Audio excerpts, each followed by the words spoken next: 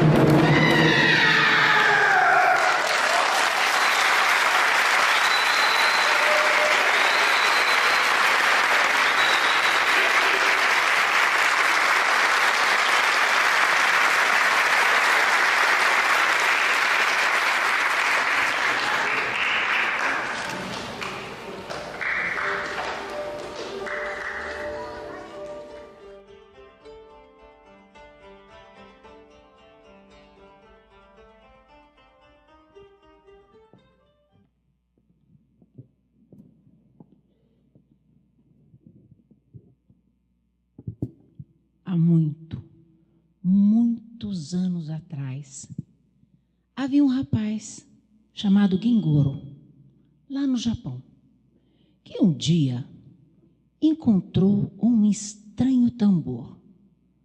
Um estranho tambor que lhe deu um pouco de dor de cabeça, mas ao mesmo tempo uma certa alegria, porque casualmente ele descobriu que aquele tambor, quando ele batia no tambor e dizia: nariz, cresça e apareça, o nariz ia crescendo, à medida que ele continuava batendo no tambor e falando.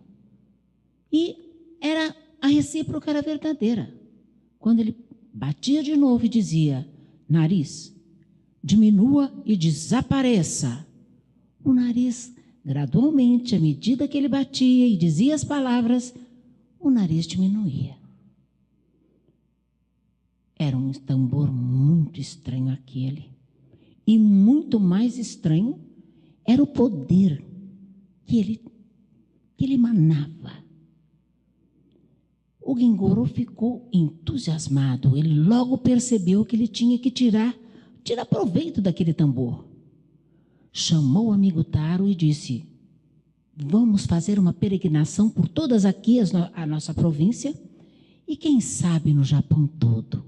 Vamos ficar famosos. Vamos aproveitar esse tambor. E assim eles fizeram. Foram, andaram, passaram e de repente pararam numa cidade. Um santuário maravilhoso se erguia no meio daquela cidade. E para lá eles foram.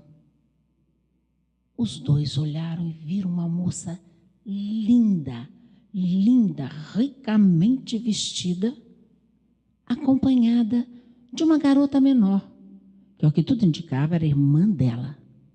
Uma irmãzinha menor. Eram filhas do governador da província. Como ele achou muito bonita, ele se insinuou e foi pedir informações. No momento em que ele se dirigiu à moça, ela ficou muito brava, dizendo como que ele se atrevia a se dirigir a ela, como que um plebeu ralé, ia se dirigir para ela, filha do governador, de maneira nenhuma que ele se colocasse no lugar dele. O Gengoro murchou, ele ficou humilhado, mas de repente ele se lembrou. Ele suspirou e disse: vou fazer uma brincadeira, mas maldosa. Ele se escondeu ali perto do santuário, num lugar onde a garota não ouvia e nem o ouvia. Pegou o tambor, começou a bater, dizendo: nariz da menina linda, cresça e apareça. Nariz da menina linda, cresça e apareça. Nariz da menina linda, cresça e de repente a menina estava levando a mão ao nariz, tentando segurar o crescimento do nariz, assustada, porque ela não atinava. Meu Deus, meu nariz, o que está acontecendo? Ela tentava segurá-lo e o nariz começou a empurrar a mão dela para baixo. E ela, desesperada, assustada, largou a mão da irmã e saiu correndo de volta para casa. Chegando a casa, na hora que ela se adentrou na casa, o pai e a mãe olharam horrorizados para ela. Aquela menina linda, de rosto angelical, perfeita, estava completamente deformada. Aquele anjo, com aquele nariz enorme que já estava chegando para baixo do queixo. Eles não se conformavam. Chamaram todos os médicos taoístas, chamaram os sacerdotes shintos, chamaram os budistas, todos todos com as rezas, com os incensos, com as orações, com tudo que eles faziam, com as ervas. Tudo foi inútil. Nada. E o pior de tudo é que, ao invés de melhorar, o nariz dela continuava a crescer. Porque o Gengoro, escondido nos jardins, fora do muro dos jardins, ele continuava devagar, mas ainda dizendo: nariz da menina linda, cresça e apareça.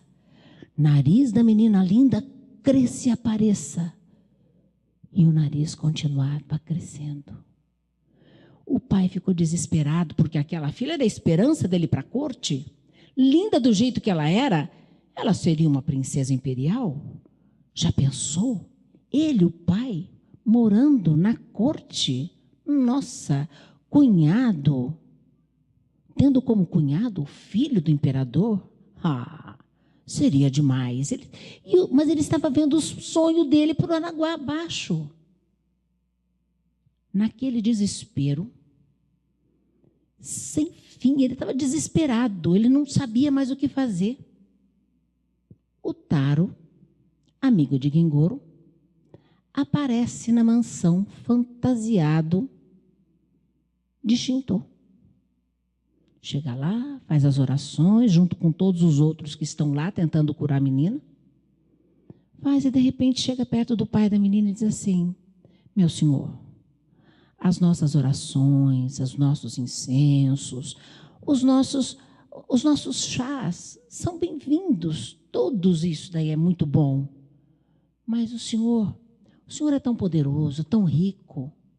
Por que o senhor não coloca cartazes dizendo do problema da menina e oferecendo uma recompensa muito boa para quem curar o nariz da sua filha? Aí o pai vislumbrou algo que ele não tinha pensado ainda.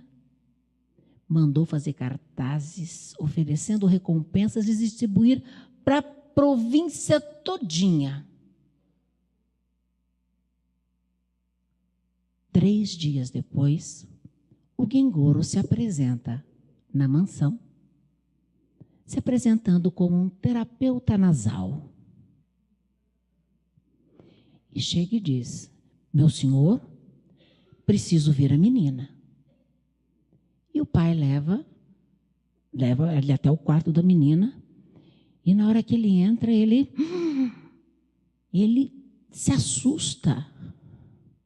E, de uma certa forma, no fundinho, ele se arrepende, porque ele diz: nossa, eu acho que eu exagerei, né, na batida do tambor, porque a menina está deitada na cama e o nariz dela está enrodilhado ao redor do seu rosto, como se fosse uma cobra. Ele até se arrepia, ele fala: meu Deus, deve ter uns metros de nariz aí. Mas toma coragem, olha para o pai da menina e diz assim: meu senhor, olha, devido à minha experiência como terapeuta nasal, esse nariz está muito comprido. Nós vamos demorar algum tempo para trazê-lo ao normal. Não vai ter problema? E olha, eu tenho que todos os dias estar aqui para fazer o tratamento. O pai aceitou, e ele garantiu que ele ia conseguir curar o nariz da menina. Bem, ele fica ali, no bom, comendo do bom e do melhor. Olha, todo mundo tratando como se fosse um príncipe. E todos os dias, ele vai lá, uma vezinha só por dia, bate no tambor e diz: nariz da menina bonita, diminua e desapareça. Uma vez só por dia. E continua na mordomia. E o pai da menina, apressado, Um dia que ele está terminando de bater no tambor, o pai dele diz assim: por favor, olha, já que esse tambor é tão poderoso como o senhor fala, como eu estou vendo, estou comprovando, não dá para o senhor bater assim mais depressa, mais vezes, para curar o nariz dela logo? Ele fala: de jeito nenhum. Imagina, eu não posso fazer isso, porque esse tambor, ele pertenceu ao Deus da graça divina, se chama Mikoto, e eu não posso fazer isso com ele, porque ele sempre nos ensinou que a paciência é a mãe dos milagres. Por favor, meu senhor, tenha paciência. Quase 11 dias depois, ele consegue. O nariz da menina volta ao normal e todo mundo comemora aquela recuperação da menina fantástica e comemoram do jeito que eles sabiam fazer, com uma grande festa. Após a festa, Gengoro, Taro e o tambor retornam à casa, para a casa deles, na outra província, levando um cesto enorme, cheio de moedas de ouro. Voltam para casa ricos. E graças ao estranho tambor, nunca mais eles precisaram trabalhar para garantir o seu sustento.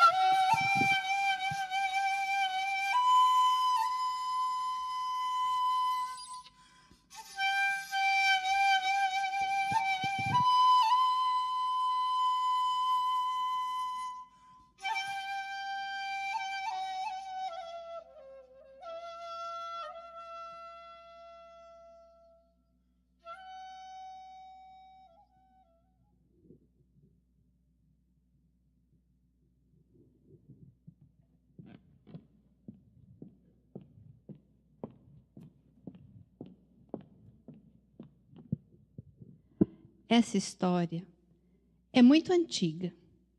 Acontece na época em que os fogões eram à base de lenha.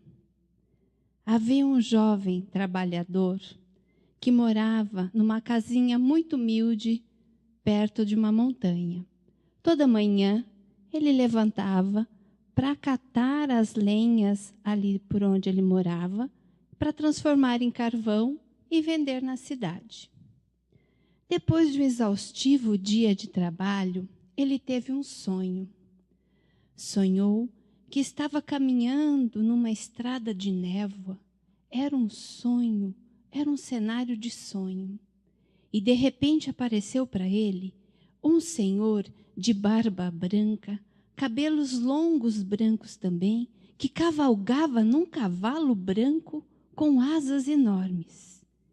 E dirigiu-se a Shode e disse categoricamente: vá até a ponte do Takarabashi, a ponte da fortuna, e você será um homem afortunado. Ao amanhecer, Shode lembrou do sonho e pensou consigo: ora, que bobagem, não vou nem dar atenção a esse sonho. Mas, espere, esse homem do sonho só pode ser o Deus das graças divinas. Eu vou até a ponte para ver o que acontece. Ele tinha uma encomenda de 2 sacos de carvão para entregar. Colocou os 2 sacos nas suas costas, desceu a montanha, fez a entrega e caminhou até a ponte. Chegando lá, pensou consigo mesma: ora, ora, o que vai me trazer de fortuna um lugar como este? Mas não desistiu do seu sonho. Ficou ali o dia todo e quando chegou a noite, cansado, dormiu ali mesmo. No segundo dia, estava um calor terrível, mas ele não desistiu e ficou ali. No terceiro e no quarto dias, a mesma coisa. Xode não desistiu. Ficou naquela ponte, esperando que algo pudesse acontecer. No quinto dia, em frente à ponte, havia um comerciante que vendia queijo de soja. Chegou até ali e perguntou: meu rapaz, desculpe a minha curiosidade, mas observo que já é o 5º dia que você está aqui. Me conte, o que você faz nessa ponte sozinho por 5 dias? E Xode contou o sonho para aquele comerciante. Ao terminar a frase, o comerciante deu uma gargalhada e disse: nossa, mas que bobagem a sua. Vir atrás de um sonho tão tolo assim? Olha, vou te contar.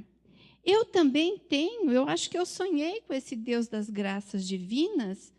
E o seguinte sonho, nesse sonho ele apareceu com aquela barba longa, branca, o seu cabelo branco também, no seu cavalo branco de asas brancas e disse para mim: olha, você vá até a montanha onde tem uma casa muito humilde e lá perto dessa casa há um pinheiro.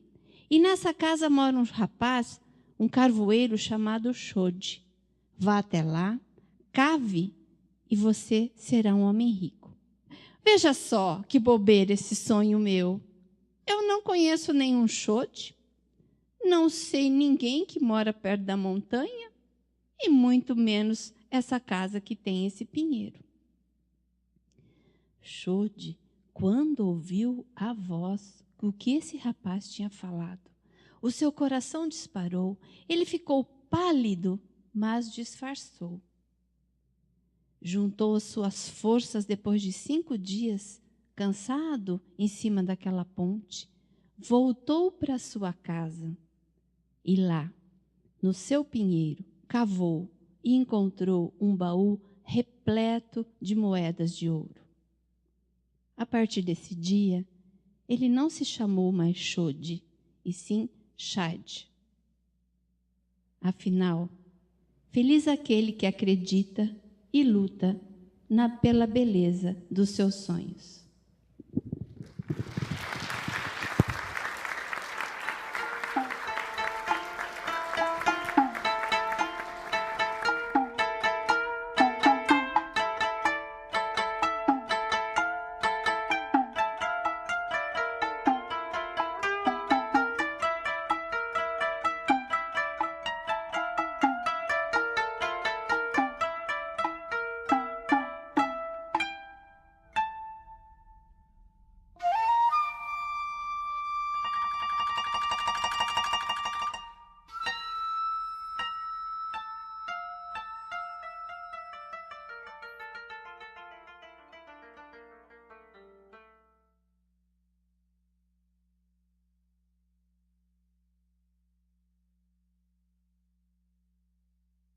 O caso do cheiro roubado.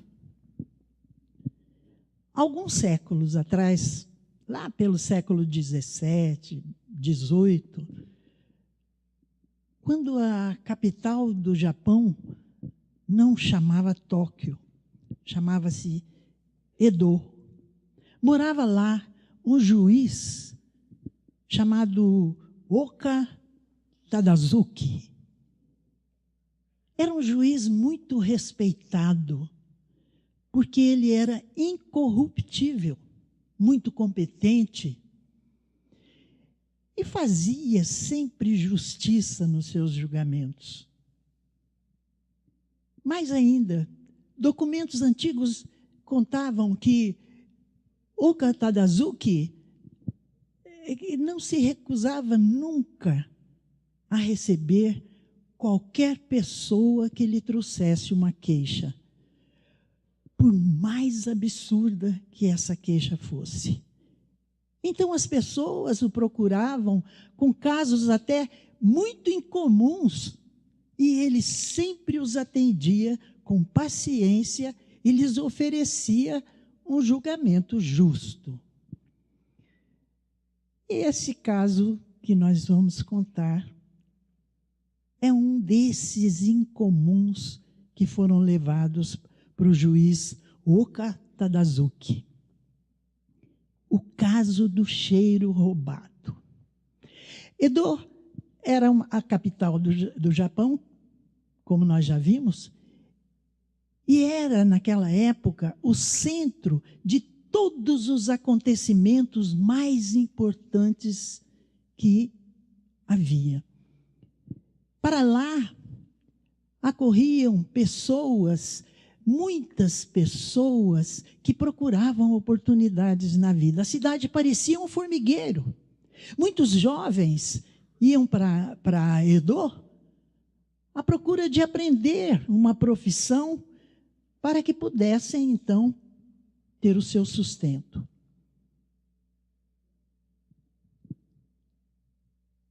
E foi nessa época que um jovem foi para Edo, alugou um quarto sobre uma loja de frituras de tempurá e de peixes, não é?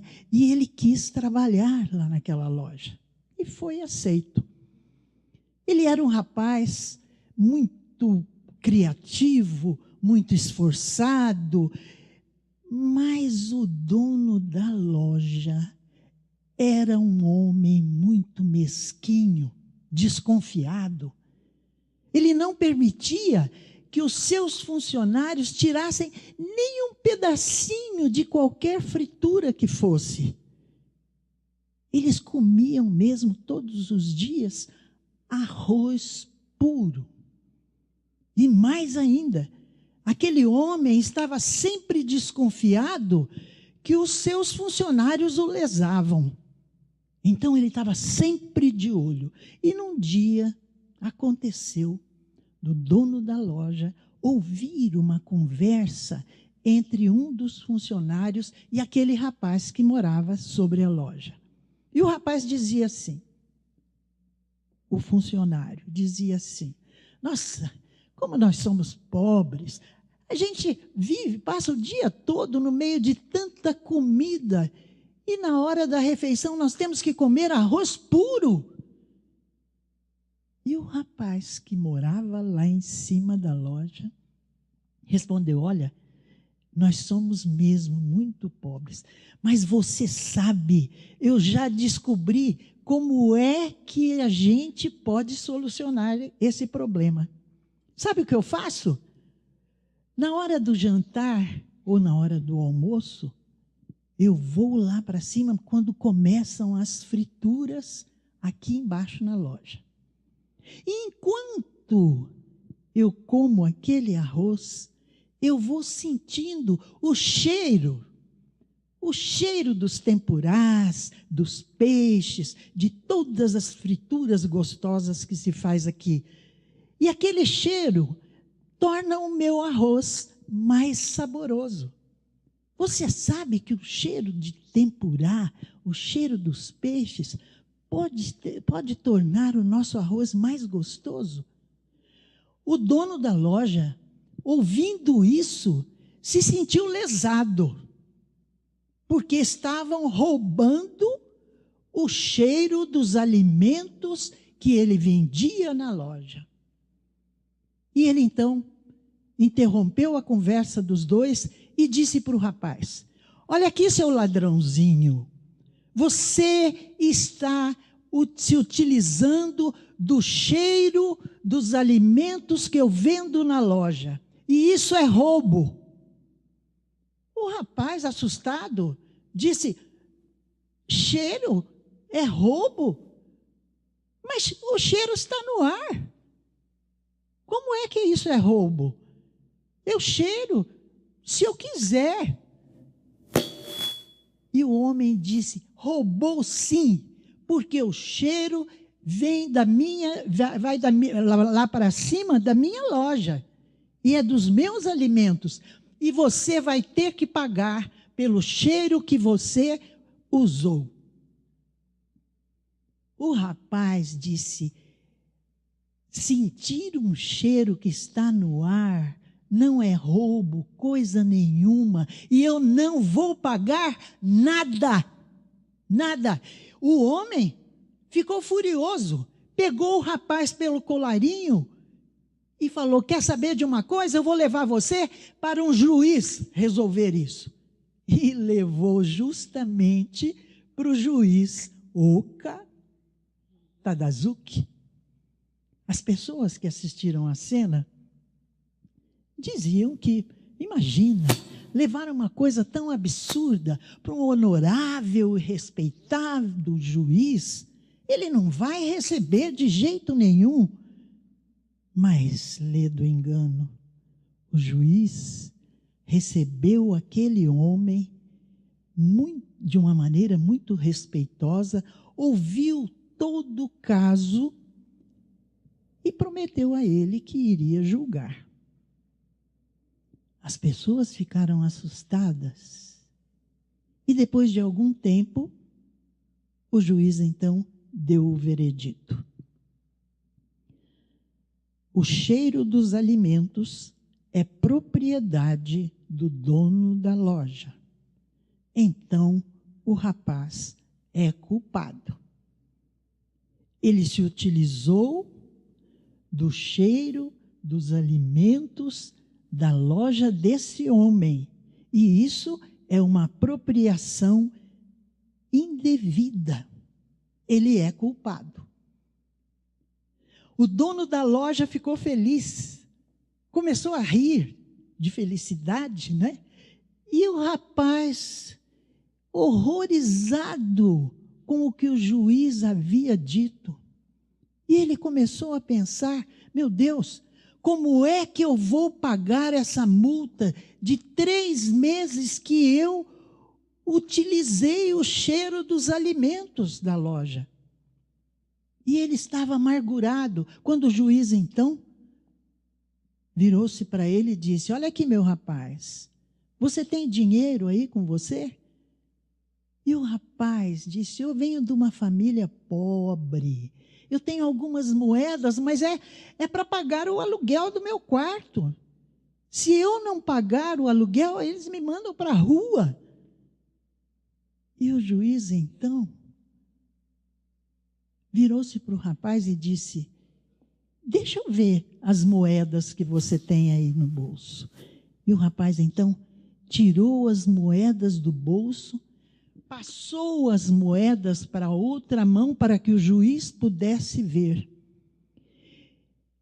E o juiz Tadazuki, ouvindo o tilintar das moedas na mão do rapaz, perguntou para o dono da loja: você ouviu o tilintar gostoso dessas moedas? O dono da loja já começou a sorrir e arregalou os olhos para as moedas e disse: ouvi sim, ouvi sim. E o juiz Tadazuki então virou-se para ele e disse muito firmemente: então você se considere pago. O tilintar das moedas paga o cheiro do alimento do qual o rapaz se utilizou. E já ia saindo, quando o dono da loja falou: mas senhor, ele pegou as moedas, passou para a outra mão dele, mas nas minhas mãos essas moedas não chegaram. E mostrou as mãos para o juiz Tadazuki. E aquele honorável juiz, olhando fixamente para aquele homem, disse de uma maneira bem enérgica: esta corte determina a punição de acordo com a gravidade do crime. E eu decidi que para um roubo de alimentos, o preço é o tilintar das moedas. E eu quero lembrar a você que o gostoso som do tilintar das moedas, quando a gente não tem dinheiro, é tão agradável como o roubo do cheiro dos alimentos quando a gente tem fome. Um paga o outro. E tenho dito. E mais uma vez, a justiça foi feita naquela corte.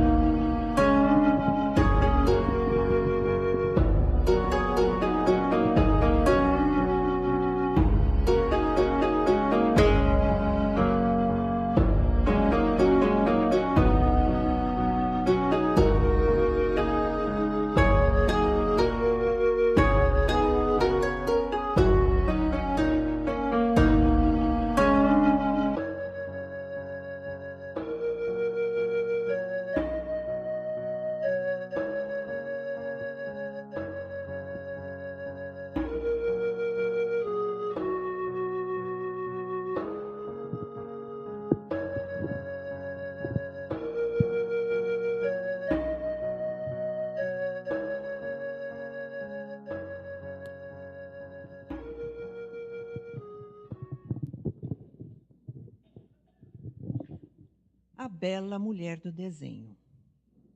Conta-se que há muitos e muitos anos no Japão viveu um jovem e pobre lavrador, cujo nome era Heiroko. Heiroko, desde criança, havia sido prometido em casamento, como era costume naquela época, a filha de um casal de amigos que moravam numa província vizinha. Mas o tempo foi se passando, os pais de Heiroko morreram e ele se viu sozinho na vida, cuidando apenas da lavoura de arroz. E como aquela lavoura não rendia tanto dinheiro assim, ele não quis assumir o compromisso do casamento com a noiva prometida. Mas um vizinho seu assumiu a responsabilidade. Foi buscar a moça, foi feito o casamento e Heiroko ficou apaixonadíssimo pela sua esposa. Ela era muito bela e, além de tudo, carinhosa. E Heiroko não se cansava de admirar aquela bela mulher horas e horas em seguida, dias e dias, a tal ponto que a lavoura ficou abandonada ao mato. Mas ela se preocupou sim, porque se ninguém trabalhasse naquela casa, não haveria como se sustentar. Então, ela, além de bonita, além de carinhosa, também tinha dotes artísticos. Ela fez o seu autorretrato numa folha de papel e deu para o rei Heiroco levar quando ele fosse trabalhar.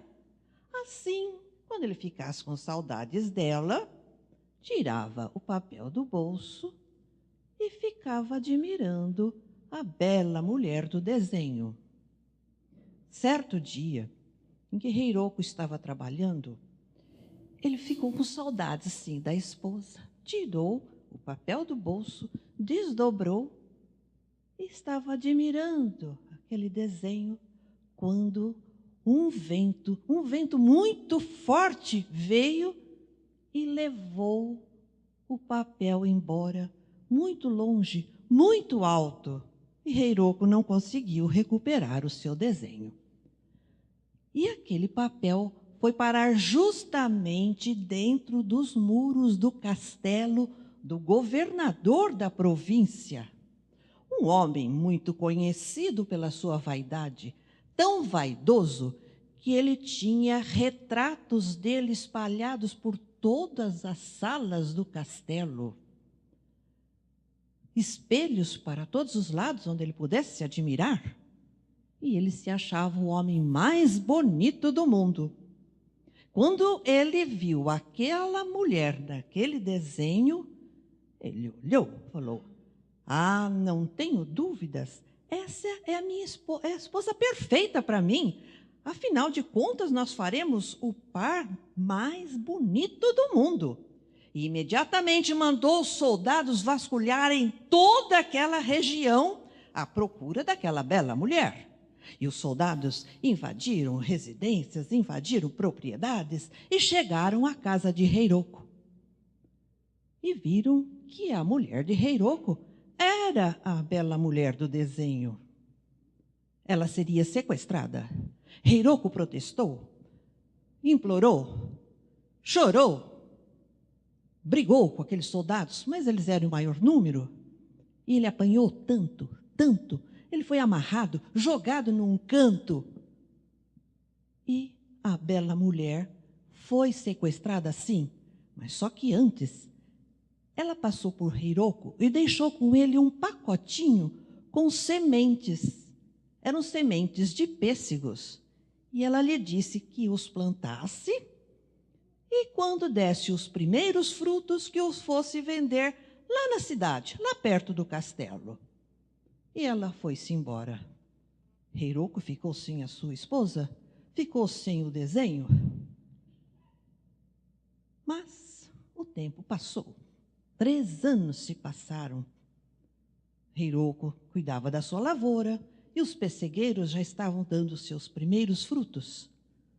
Colheu aqueles frutos, colocou-os num cesto bem grande e foi com as suas roupas maltrapilhas vendê-los na cidade.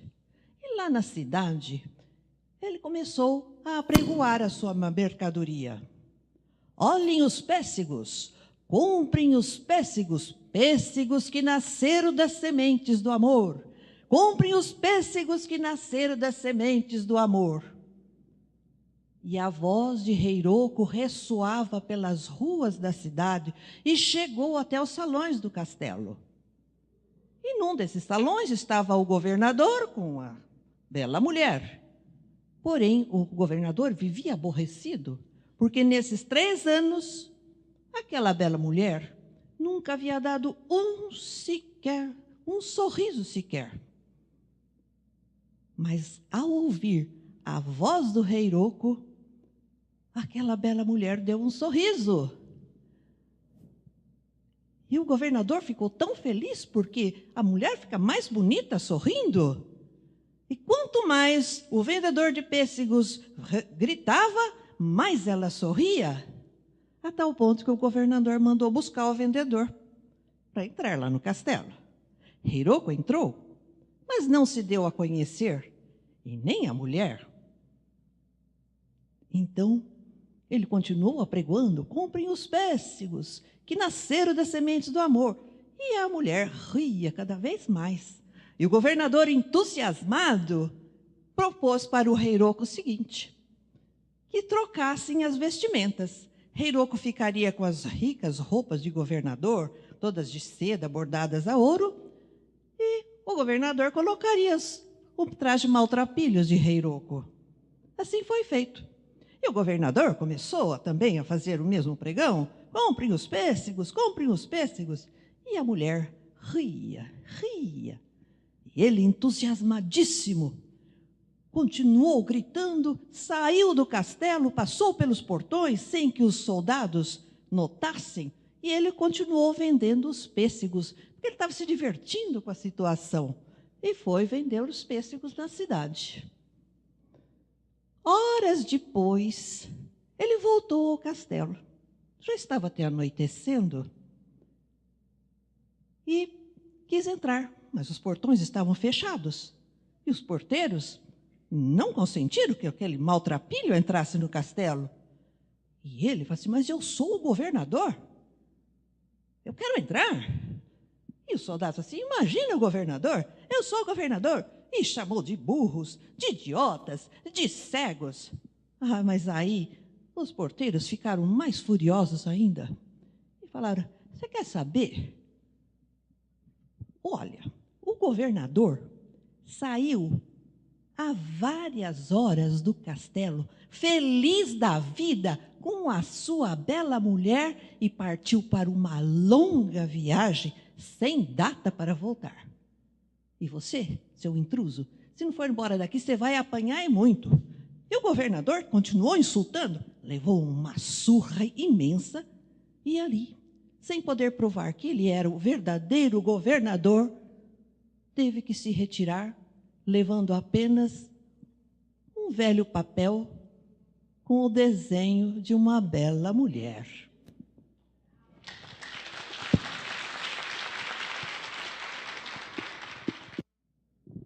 Boa noite a todos, muito obrigada. Yosakoi Soran é um festival de dança contemporânea japonesa que une tradição e modernidade.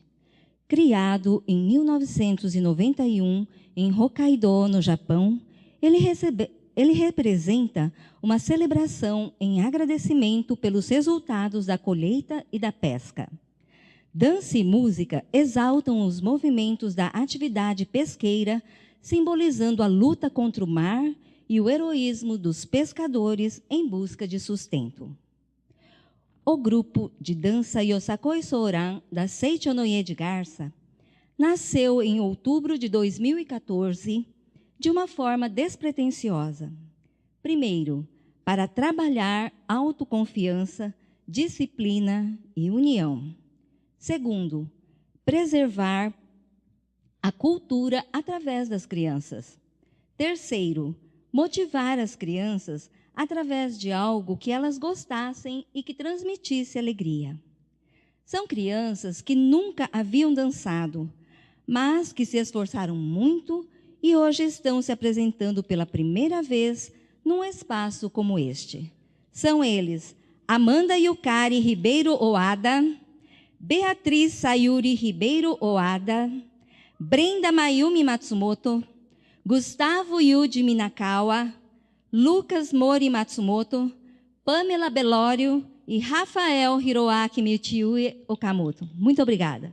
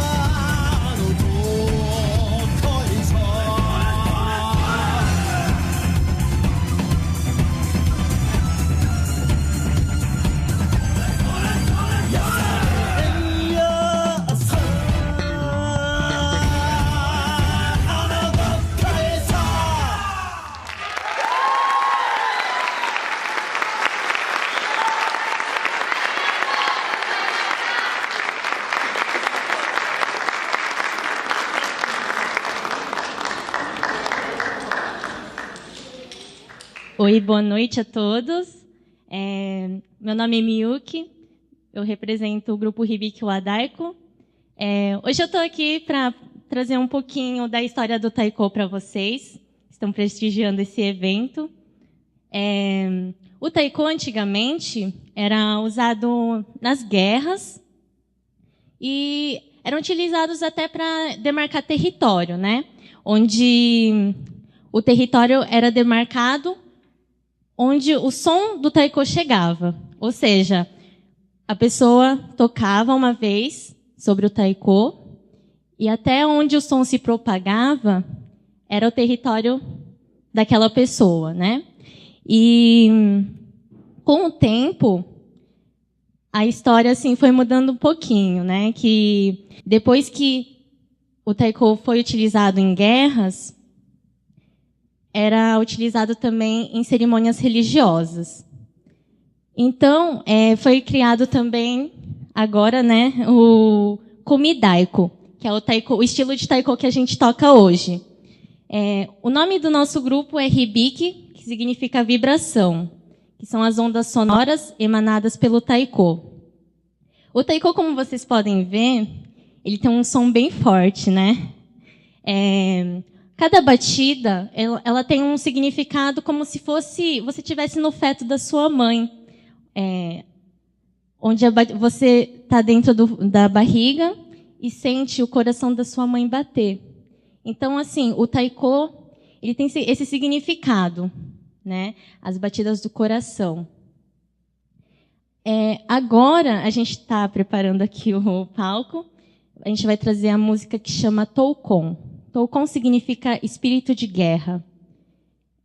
No decorrer da música, vocês vão poder notar, né, que vai ter a despedida dos soldados. E após isso, eles vão seguir para a guerra. Esses soldados, eles eram temidos, né, pela sua coragem, porque eles não tinham medo de morrer. Então, eles iam com o objetivo de proteger seu território e proteger suas famílias também. Então, cada movimento dessa música tem um significado. São as espadas, são as flechas, tudo para derrotar o inimigo. Então, a gente agradece a presença de todo mundo. Espero que vocês tenham gostado já um pouquinho do que a gente tocou aqui. O taiko é importante que vocês saibam, cada música tem um significado. A primeira que a gente tocou, logo quando abriu as cortinas, chama Mirioko. O nome da música significa encanto. Então, é uma música que traz, assim, diferente do som da segunda, que era bem mais forte, chamada Kibaru, que é esforçar-se ao máximo. Então, vocês podem reparar que cada música, ela traz um significado consigo. Então, não é somente batidas. Cada batida, cada movimento traz um significado. Então, eu espero que vocês tenham gostado, que vocês prestigiem mais um pouquinho. A última música que a gente vai tocar depois dessa, Irodori, que é a Festa das Cores. Ela também vai encerrar, assim, como forma de agradecimento do grupo, né? A gente está aqui apresentando para vocês. E a gente queria agradecer também o convite da Andréia e da Rosane. E falar que Garça é a nossa segunda casa. A gente sempre vem aqui, se sente muito bem acolhido. Semana que vem a gente vai estar na Festa da Cerejeira. E a gente também vai estar aplicando um workshop. Então, para os interessados que queiram saber mais um pouquinho da arte do taiko, vão ser muito bem-vindos, tá bom? Muito obrigada.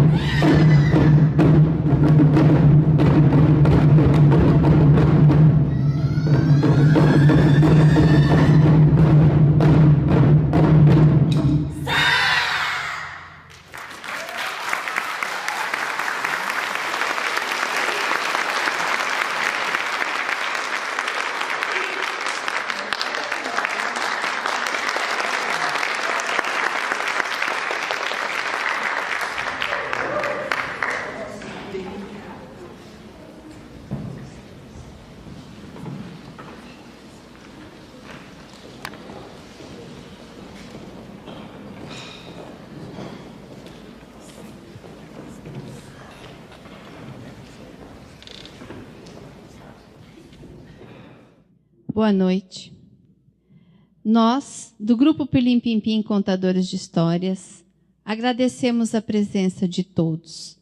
Agradecemos o grupo de Taiko e Bikiwadaico da cidade de Marília, o grupo Yasakoi Soran da Seixinoia de Garça, que prontamente aceitaram o nosso convite e vieram dar esse show, a brilhantar a nossa noite de contos. Nós queremos agradecer também a Secretaria Municipal de Cultura, a Secretaria Municipal de Turismo e a Secretaria Municipal de Educação. E, principalmente, a vocês, que a cada espetáculo emprestam seus ouvidos dourados, para que as histórias cheguem aos nossos corações. E, para terminar, nós teremos mais uma apresentação de Taiko. Em agosto, o Pirlim Pim Pim estará completando 19 anos e nós contamos com vocês, né? Mais uma noite de contos, com bastante carinho que nós vamos preparar para vocês. E agora a apresentação de Taiko. E tenham todos uma boa noite e, mais uma vez, muito, muito obrigado por estarem aqui conosco nessa noite de contos. Noite do Conto Japonês. Muito obrigada.